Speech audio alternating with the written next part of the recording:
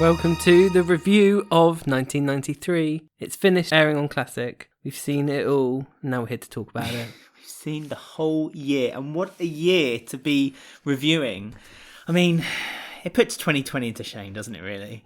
It just kicks it to the curb. This has just been a fantastic year, and from what we've been reading and hearing, 1994 is going to be a fantastic year too. But we're here to talk about 93, not 94. Yes, we are, but I'm just building up the tension and excitement for our next review of the year, which we need no doubt in about 3 months' time. I mean, it was good. I mean, sadly, we have the jazzy theme, which is probably the worst thing of the year. Well, can I just discuss the jazzy theme very quickly? And I think I have mentioned this on the main podcast, but I have memories of people moaning, complaining, saying, oh, the jazzy theme just felt out of place. And for the end of an episode, when they do the drum beats that sounds like it's just falling down the stairs, yes, I agree with you.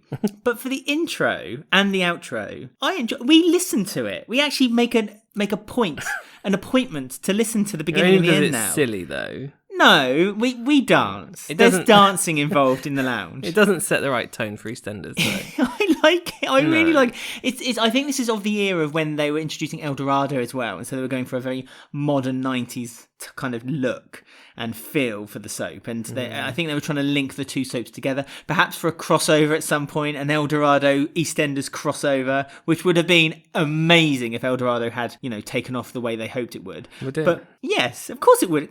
Imagine Peggy now. Peggy in the Costa del Sol and having a great time, renting jet skis and boats. I don't watch El Dorado, so I don't get your references. Well, let's just say that I will be catching up on El Dorado with our friends out there one day, very soon. We'll see. But yeah, the jazzy theme was introduced. The drum beats were introduced. More changes. Every year there's changes. The set was changing. Lots of new things were adding up. Characters were leaving. Icons like June Brown, Dot Cotton, quit the show, just like 2020. Well, she quit the show out of anger that another character was getting killed off. Yeah, our favourite, end of an era, Pete Beale.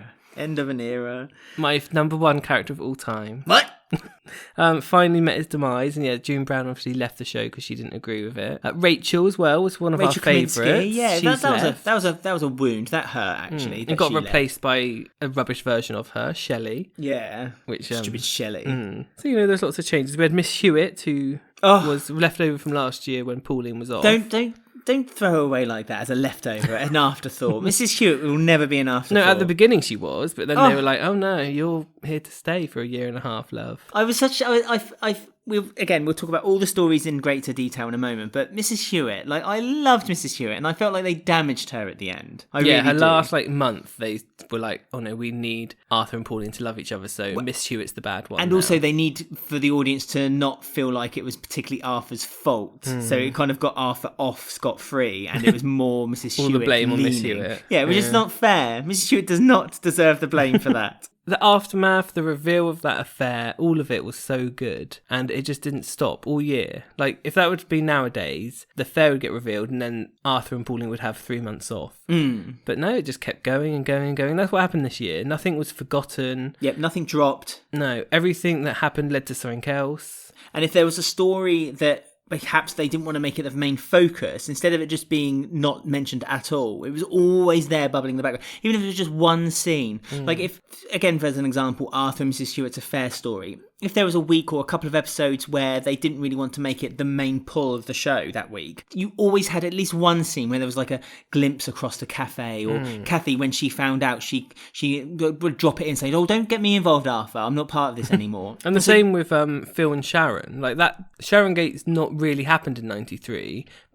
Throughout the year there's been looks from Sharon or certain ways they've talked to each other or walked past each other, which kind of just reminded you, oh no, that did happen. Even though the characters may have moved on, it's still there. And the way it's been written, that Phil and Sharon, I think Phil has moved on and he's after and chasing after Kathy, but there's obviously troubles along the road for that as well. But Sharon hasn't yet, and so Sharon feels like she's made a big mistake from not actually accepting Phil's opportunity to leave the square together and have a life together. And that all started, I think, from when Phil and Kathy first got together in French Week. And Sharon kind of watched on the ferry as they both kind of nuzzled into one another, and she kind of looked from afar. And Kathy knew as well. Phil admitted to Kathy that he had an affair behind his own brother's back with Sharon. So Kathy knows and has forgiven Sharon. But 1994 was probably going to be a very rocky road for that relationship. I mean, that's a good thing that we can talk about is all the holidays they went on this year. Oh, let's start with those. Totally, 100%. They were great. Again, never happens anymore. They never leave the square. No, they went 3 times this year. 3? Okay, one was still in the UK. No, but a place that's fond of our own hearts, just down the road from where we are. Good old Southampton. Yeah, I mean, out of the 3 holidays, Southampton week was probably the worst. How dare you? Only because it involved... Well, it I was about to say Natty then. Hattie, Luke... Is it Luke? Her boyfriend? Steve. Hattie and Steve. Yeah, they're boring. Steve Clyde. ran away to go to sea to work on a cruise ship and didn't tell And Hattie was chasing him and then had sex with him and then had a go at him. Yeah, because then he was like, well, that was nice. I'm off on the boat now. And then you had Nadia introduced, which feels like he married her after meeting her to keep her in the country, and it was all really She needed weird. a visa, and she had her husband. Well, it wasn't her husband, was it? It was her partner, who she loved endearingly, and so she convinced him after Phil had bought her numerous amounts of drinks. She didn't put her hand in her pocket once. She wanted ice cream, bought by Phil. She wanted a drink, bought by Phil. But they agreed that he would get married to her for her to get a green card in the country. Right. And I knew from that very moment I was not going to like Nadia. No, she was very annoying, but she honestly, got worse and worse as the year went on. My least favourite character of all time, not of all time, that's unfair, of 1993 was Nadia, which is a shame because the actress herself portrayed it very well. It was just that I think you weren't meant to like Nadia. I was going to say, technically it's good writing and good acting because I do hate her. Yeah. But you're meant to. She's very manipulative and she's trying to get in the way of him and Kathy and all sorts going on. So, yeah, she's a horrible character, but I guess that's a good thing in a way. I mean, at the end of Nadia's run, when she got threatened by... She is back in 94, just to warn you. Oh, okay. When she got threatened by Grant not to hassle Kathy and Phil anymore, there was a little bit of me that thought, okay, she's a bit of a lost soul in this country. She's got no other friends now. She broke up with her partner, the reason she got the green card and the visa. But she's very manipulative. She's still exactly. She was manipulating Phil. I think if she had there could have been a friendship there between her and Kathy. She wanted more. But exactly. She wanted the Phil. And she got the Phil in bed as well, but Phil's now lying to Kathy. I know. And Kathy cannot abide liars. The year started so well in France when they first got together, because they were off to France because Grant and Sharon wanted to get some cheap booze. Yeah. Pat had just been released from prison from the hit and run from the Christmas before. And she was now smoking rollies because she was in prison. And she was acting really tough for like 2 episodes. I thought she'd come out with like a tattoo on her forearm, like an anchor or something. So Frank took her out there because he wanted like... You've just come out of prison, we'll take you on holiday, but secretly it's because I want to go see Diane. Oh, so we saw Diane, which was great. Yeah. And Grant and Sharon were having a bad time because Grant was just an idiot Englishman in France, and it was just embarrassing. Just being rude to all the And then the other side, you had Phil and Kathy who were having this blossoming romance in Paris, but also Phil being polite and generous to the public and open-minded, very open-minded. Eat anything, drink anything, do ballet, opera. It was all going on. And that was just with Kathy. That was sweet. Their little walk along the riverside, and he picked her up and had a little joke and all sorts. I have a little bone of contention with Phil and Kathy's relationship, and that is their kissing. It looks like they're deep diving. You know, in Kath and Kim, when Kim is kissing her husband, I forget his name now. That's really annoying. They approach each other with their mouths already open, ready to kiss. That's what Phil and Kathy's kissing reminds me of. It almost looks like Kathy's pulling away but trying to act so she doesn't. Yeah, and Phil is just going in. Yeah, Steve McFadden can't believe his luck. No. That he gets to kiss the beautiful Kathy. I mean, if I was in EastEnders and they gave me a storyline of a love story between me and Kathy, Kathy would turn me straight. It's only acting, darling. It wouldn't be for me. And obviously in France we had Diane, who is pregnant. She's living in a studio apartment with loads of French people. Oui. And the dialogue with Frank, I mean, if that was nowadays, it would probably get like 1,000 complaints and wouldn't even make it to air.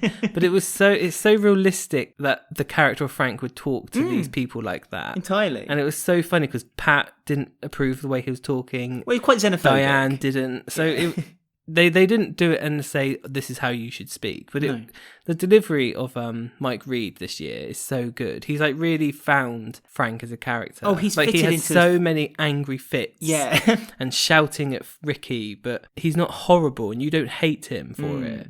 He's just so good the way he played Frank this year. Frank is really likeable, and as you say, Mike Reid has fitted into his skin perfectly, and the character is just so warming, and you just enjoy watching it. And it's not that you try to find blame with him. You don't laugh at him because he's funny. You laugh at him because he's so awkward, and that's what you just love about his character. And the delivery's so good, and he's such a bad father. Yeah, that came up a lot, awful. Didn't it? Yeah, like Ricky mentioned it a few times, and Diane, and now Janine, who came back. Let's talk about Janine's recasting, shall we? So, who was Janine's mum? No, she was the same as Diane's mum, Ricky's mum, and Claire's mum. Why is Janine of Greek ethnicity? I know, it's very odd. It's just weird. Like, why did they hire a Greek, 12-year-old girl to play Janine? Really strange. Very odd. Charlie Brooks, I think, is the next. She might do okay as Janine, I think. I reckon she'll be okay. We've got a little while to wait for that. Yeah. But I've got a strong feeling. I've heard the actress is pretty decent. I mean, moving on of our holidays, we also had Amsterdam week. Yeah. Which involved, two great characters, Mark and Michelle, and then two characters who were there. Yeah, I mean, Shelley was kind of she kind of replaced Rachel because Rachel left, and Michelle got her as a new flatmate. And you met her last year at the student night. Yeah. Where Michelle slept with that guy in Clyde saw, and Shelley was there. Yeah.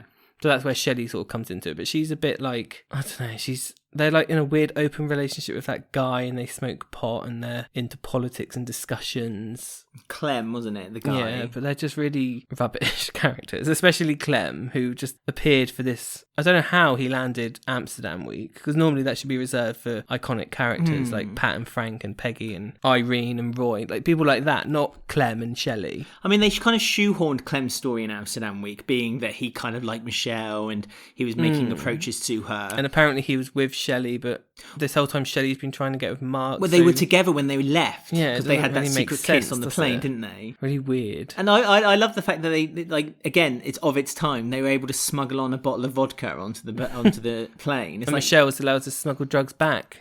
Yes, quite easily as well, and almost without any degree of sophistication. She literally just had it in her bag pocket. Well, obviously she didn't know. No, it was Clem's bag, and they all had an argument because the fact that Mark had HIV came out when Shelley and him tried to sleep with each other. Which is what he did with Rachel before. I mean, Mark is pretty naughty for doing this every time. It's like he gets the woman to sleep with him, but this time his conscience was getting the better of him, and he left and he stormed out, and then that's when he admitted to Shelley that he had the disease. I mean, Mark's a naughty boy. He should stop doing that, really. I know, it's the last time, I think. Good. He needs to toughen up. But that's when Michelle took Clem's bag because he stormed off as well, and she had drugs in it. And then she kind of had a go at him, and then he just disappeared. So that was the character gone. So Amsterdam week was a bit naff. Yeah, it was a disappointing week. I expected more for that, and it needed Sharon.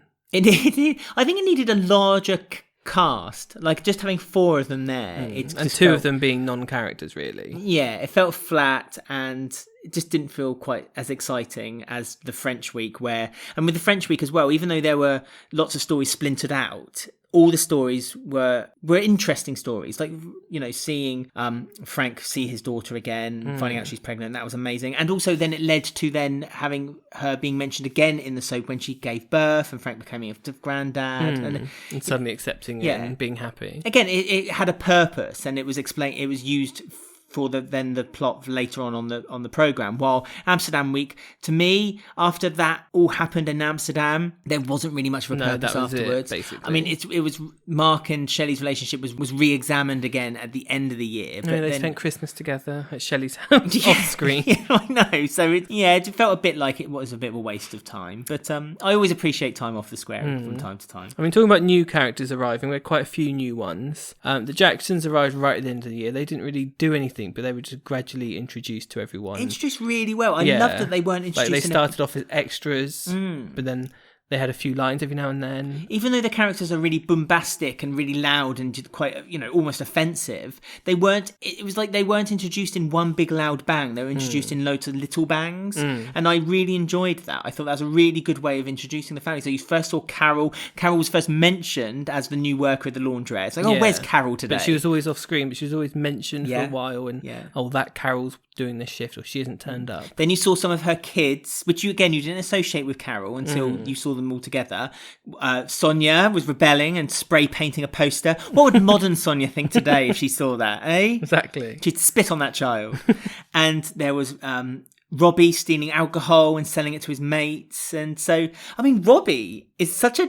Like, he's not a character who I remember being like that. No, I think he's like in a leather jacket and stuff. He's obviously meant to be like what Mark Fowler was in 85. Really and that they must do a big U-turn and be like, no, that doesn't work with Dean Gaffney, unfortunately. He's like a bit like Nasty Nick Mark Fowlery, I think he's meant to be. He doesn't have his dog yet either, Wellard. So. No, it's next year. Wellard arrives to complete the family. The other...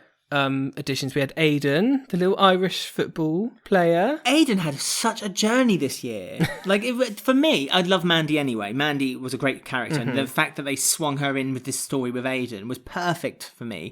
Both the actors, I think, played off each other perfectly. There's an interview with Sean Maguire, who plays Aiden, that he did on Instagram, and he said Sean and Nicola, the actors, Nicola really helped him out of like situations. She seemed to be like the old hat at it. She'd been acting like since she was like 3 years old. She is very good, like playing Mandy. So yeah. Oh, she's excellent. He has his whole career to thank her for. She really does. But yeah, and everything that they do together, I really felt for the couple. It's like they weren't just an afterthought. They were actually integral to every story that was happening around them, but they had their own journey too. And I was on board with them, and I really wanted them to succeed. So when at the end of the year, when everything basically went wrong for them, because he had a scholarship. He's going to be this famous footballer.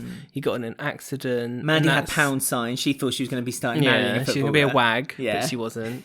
And then it just had their whole journey of him being at the prime of his life with this whole thing ahead of him, and then at the end of year he was about to commit suicide, and you saw that whole journey from him being this young naive kid to then realizing at the end, actually this isn't really going to play out how I thought. And on the interview, Sean said originally they were going to have him actually commit suicide on Christmas Day, but the Beeb were like, no.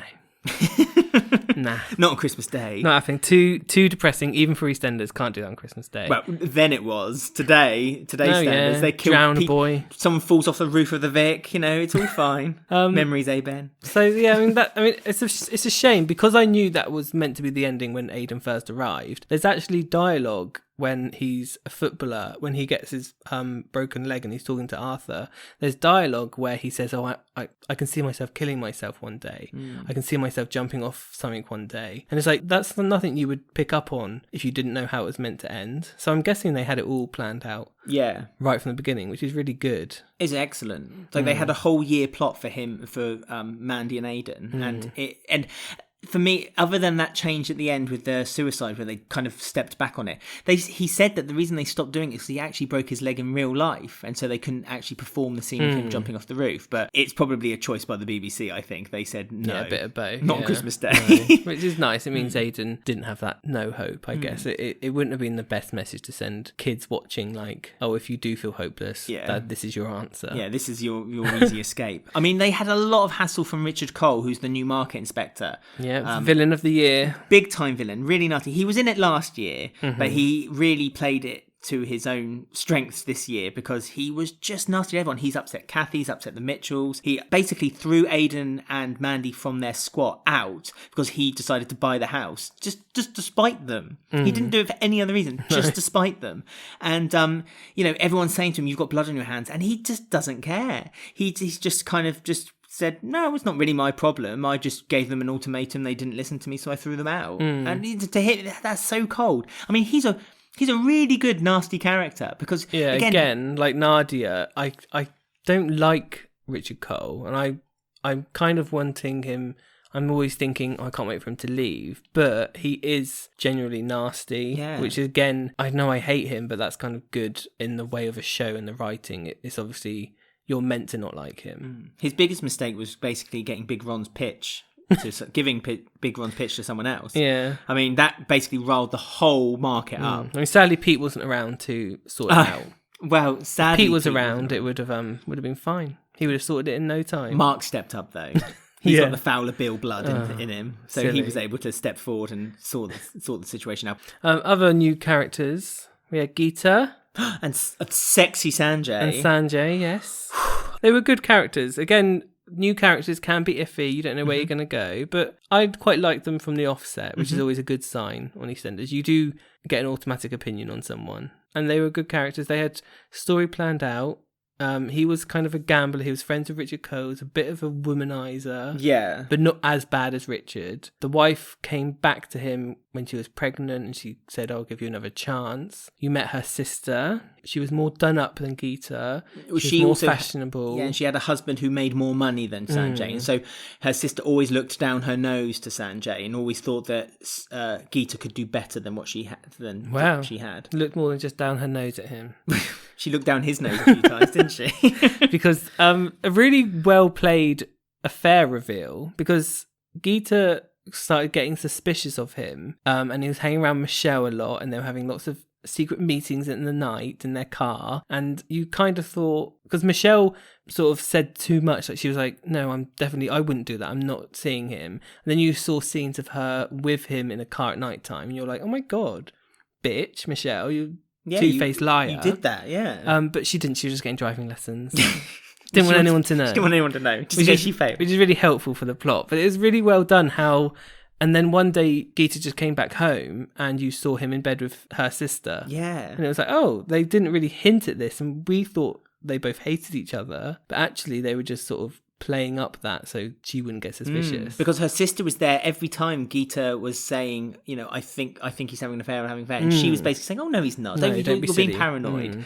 And actively, it's the baby that's brain. it, the baby brain. And she actively told Geeta to leave for a week so that she can get her head straight again, so she can move in on Sanjay. So her sister double crossed her own blood. So yeah, a great reveal. It was a really unique reveal as well. Like there was no hints that those two were having an affair at all. They were you just knew that Sanjay was doing something, but you didn't know if it was like gambling or some dodgy money. You didn't know what it was. So it was really clever how they did that. And like the storyline wasn't them having the affair and then the reveal and then it ended. The storyline was the reveal of the affair and the aftermath of that, which is really clever. And the fact that Michelle had the driving lessons was revealed after the affair had come out as well, which I thought was even cleverer. So it made you kind of think, is this the only woman Sanjay's been sneaking behind Geeta's back? And then it was like, no, Michelle, there was innocent intentions between them.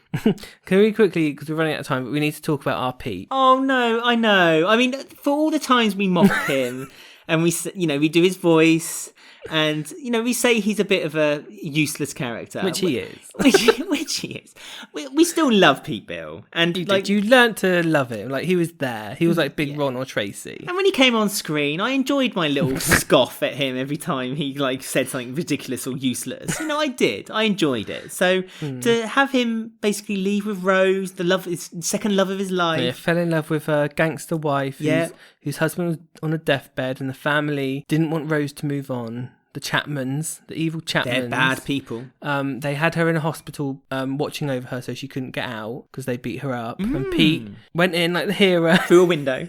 They escaped through the window of the hospital together and Frank took them off on their cruise, allegedly. Frank distracted them, didn't he? Frank was in the waiting room and kind of asked them redundant questions like, oh, do you know anything about this? And good technique by Frank, I feel. So they had a nice happy ending for Pete. He ran off with love of his life. On a cruise. And that was it. But then sadly, Pete Dean did an interview with the newspapers, slagged off the show slightly. So then the producers were like, right, you know what we're going to do? We're going to kill you off screen. And that's what they did. Apparently he did the interview with the Mirror, and that's why Pauline puts the advert in the Mirror, and it was a dig at him. Oh, really? Yeah, apparently that's what happened. It was a dig. When Pauline says the line, he always reads his Mirror. He never forgets to get a copy. It was apparently a dig because he did the interview with the Mirror newspaper. They're such bitchy, these writers, aren't they? These EastEnders writers. God. But you wouldn't change them anyway. That's why they do such good writing for all the soap bitches. That's right. There's about 10 Pauline Fowlers in that writing room. I'd love to be sat there. I'd love to be a fly on the wall there. So he got killed off screen. But again, it wasn't like a pointless death because it has led to like the Chapmans kind of being quite horrible to Pauline and not letting it rest that Pete's dead.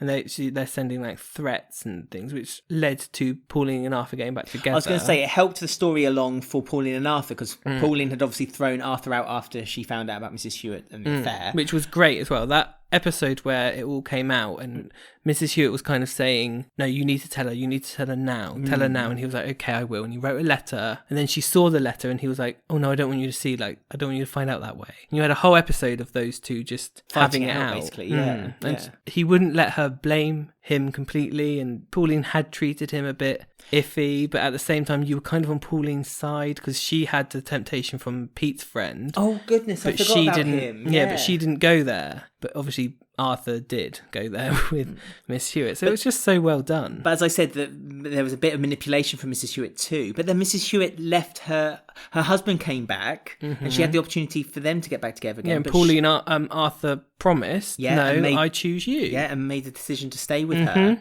So I do think Arthur's to blame a lot for all this. He was, and she ended up losing her house.